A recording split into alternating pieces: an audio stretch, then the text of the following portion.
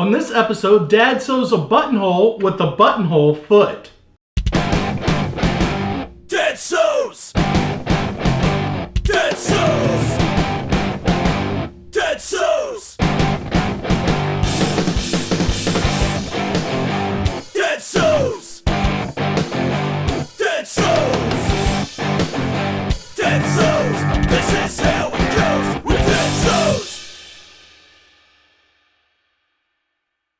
Hey guys, thank you for joining me for this episode. I really appreciate you sticking with Dad Sews. Now today I'm going to be doing something completely different, like always, because I don't know how to sew. I'm learning on camera in front of you. But before we get started, I just wanted to remind everybody that you can get your own Sew, Fail, Repeat shirts at dadsews.com. Just click the shop button or go to dadsews.com/shop and you can share that link too. We have men's and women's sizes up to 3X, so it will fit everybody.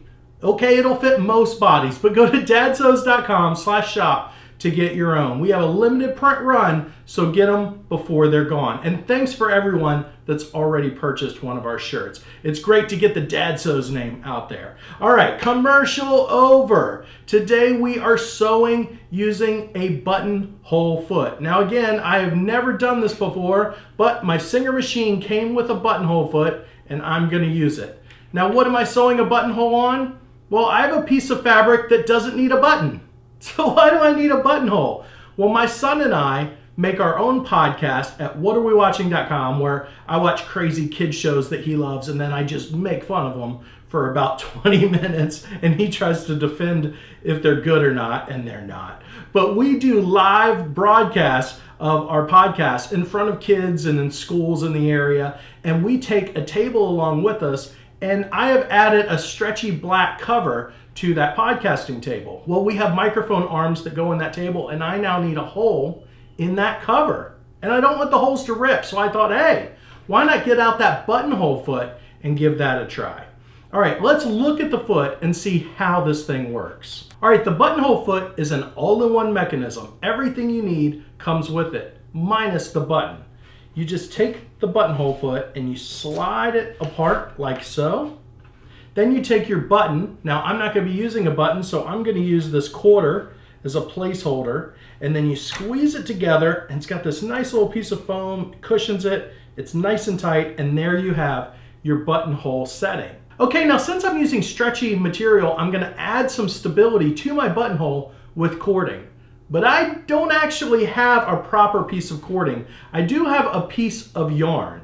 So I'm gonna try that and see if it works. You just flip your buttonhole foot over, you loop it around this little tab on the top, or where the button is, top or bottom, I'm not exactly sure. Then you bring it through these 3 teeth, there we go, on the back end of your buttonhole foot. All right, we see that? And then we're just gonna tie this off so that it stays secure. Okay, so it's pretty simple. You have your buttonhole foot, you add your button, you turn it over and add your cording material, tie it off at the end, and you're ready to add it to your sewing machine. Okay, now we're gonna add our button foot to our machine. We're gonna take off the existing foot. All right, that comes off pretty easy. And then we're going to slide our buttonhole foot under, and then just drop it down and attach our foot. There we go. Goes up and down just like it's supposed to. Okay, now before you sew your buttonhole, you need to mark on your fabric where your buttonhole is going to be and the proper direction for your buttonhole. Now for mine, it doesn't matter what direction it goes, so I just measured how wide the buttonhole was and made sure to mark the start and end points. All right, now honestly, I cut the video for 1 minute because I was having such a hard time finding my mark on my fabric. I knew you didn't want to sit there watching that. The reason it was hard to find was because of the yarn I'm using as cording. It's very thick and black on black, so that made it harder. I recommend using the proper style cording and maybe getting a flashlight like I just did to spot your line. All right, before you start and you drop your foot down, you want to pull down this little arm in the back, and that's going to go behind your buttonhole foot, and it's going to tell it where to stop and start. All right, we're ready. Oh, and don't forget to get the proper buttonhole stitch on your machine. Mine on this Singer Fashion Mate is a 64, and that's a nice wide buttonhole. All right, here we go. Now the beauty of the buttonhole foot is that it does everything for you. You really don't even have to hold the fabric. I've seen videos where people just let it run through. But I have stretchy fabric, so I'm making sure to stretch mine out to make sure it's flat and there's no wrinkles. All right, first it does the left side, and then it's going to come back down to the start and do the right side. Now the whole idea of the cording is that it goes under the thread, and you're supposed to be able to pull it and make a tight little loop under the thread, and that gives you stability under your buttonhole. You've seen upraised buttonholes, so that's the idea behind the cording. But I'm using yarn, so I'm not sure it's going to work exactly right. All right, the machine tells you when it is done. Okay, what you're supposed to be able to do is pull the two loose ends of your cording down until this loop touches the top, and that'll reinforce your stitch. But as you can see, that is not working. I can't move the loop end, I can't move the loose ends. Now, I'm not sure if this is because I'm using stretchy fabric or because I used yarn instead of proper cording, even though I think it's the latter. The yarn is thicker and looser than cording would be.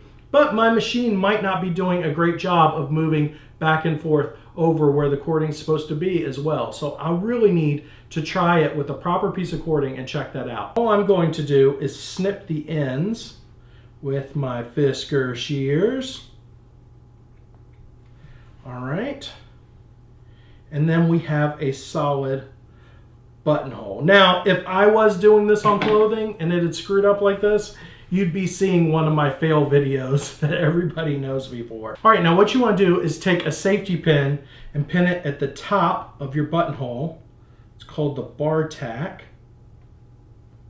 Ow, pin my finger there too.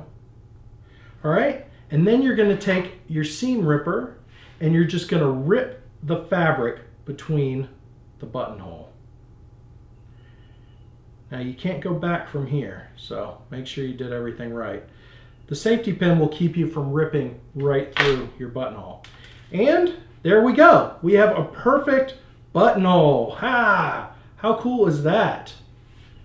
Let's see if we can see it right there. Yeah, there we go. All right, I am super happy with this. Now, like I said, if you're doing this on clothing, you want to make sure to use the proper material, and that is using proper cording. But you don't have to use cording at all. You can just make a simple buttonhole with your buttonhole foot.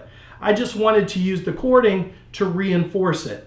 Now, because I used yarn, it wasn't able to slide out properly, but it sewed the yarn in place, so it ended up doing exactly what I wanted to anyway. I just wouldn't want to have this on the front of a shirt. All right, thank you everybody for watching how to sew a buttonhole with a buttonhole foot at dadsews.com. Remember, you can get your Sew Fail Repeat shirt at dadsews.com/shop, and please subscribe to our other videos and check them out. I have some awesome videos out there where I made leggings for my baby daughter. I sewed a patch on a pair of my daughter's jeans. Oh wait, I didn't sew a patch on a pair of my daughter's jeans because it ended in utter failure. But you get to watch an awesome funny fail video if you check that out. And as always, there is our shot-for-shot remake of Office Space. They destroy a fax machine, we destroy a sewing machine, and it is beautiful. Check it all out at dadsews.com. Please click subscribe and share this or other videos with your friends.